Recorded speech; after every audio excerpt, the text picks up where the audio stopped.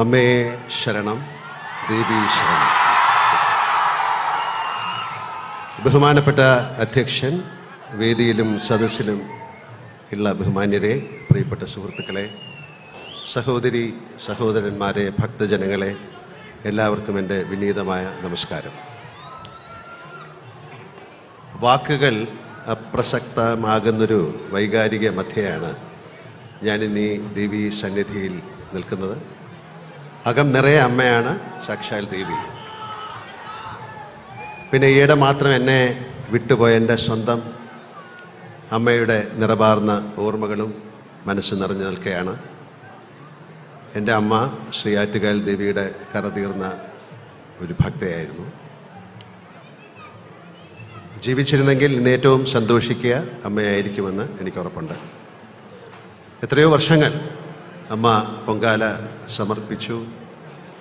ഏറെ ആരാധിക്കുന്ന ആറ്റുകാൽ അമ്മയുടെ തിരുമുറ്റത്ത് ഈ ചടങ്ങിൽ നിൽക്കുന്നത് സുഹൃതമായി തന്നെ അമ്മ കണക്കാക്കുമായിരുന്നു. നമ്മൾ തിരുവനന്തപുരത്തുകാർക്ക് ആറ്റുകാൽ ഒരു വികാരമാണല്ലോ. ആറ്റുകാൽ പൊങ്കാല തലസ്ഥാനത്തിൻ്റെ തിരുവോണവും. ഏതൊരു തിരുവനന്തപുരത്തുകാരനെ പോലെയും എൻ്റെ കൗമാരവും ആറ്റുകാൽ അമ്പല ദർശനവും പൊങ്കാല അനുഭവമായി നിറഞ്ഞു നിൽക്കുന്നുണ്ട്. എൻ്റെ കുട്ടിക്കാലത്തെ ഓർമ്മകളിൽ അന്ന് ആറ്റുകാൽ ക്ഷേത്രം ഇത്രയും വികസിച്ചിട്ടില്ല. തിരുമുറ്റത്തിൽ ക്ഷേത്രത്തിന് ചുറ്റുവട്ടത്തിൻ്റെ വിസ്തീർണമേ ഉള്ളൂ. തൊട്ടുവശത്തുള്ള ദേവി കല്യാണ മണ്ഡപം പോലും പിന്നീടാണ് വരുന്നത്. ആദ്യം അതായിരുന്നു വാഹനങ്ങൾ നിർത്താനുള്ള ഇടം എന്നാണ് ഞാൻ ഓർക്കുന്നത്. ബാക്കി ചുറ്റുപാടും വയലുകളായിരുന്നു.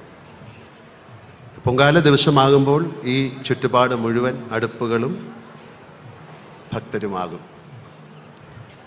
മുടവൻ മുകളിൽ താമസിച്ചിരുന്ന ഞങ്ങൾ പൂജപ്പുരയിലൂടെയും കരമനയിലൂടെയും ആറ്റുകാലിലേക്ക് പോയിരുന്ന വിളക്ക് കെട്ട് ഘോഷയാത്രകൾ ഞങ്ങൾക്കതൊരു ഉത്സവമായിരുന്നു.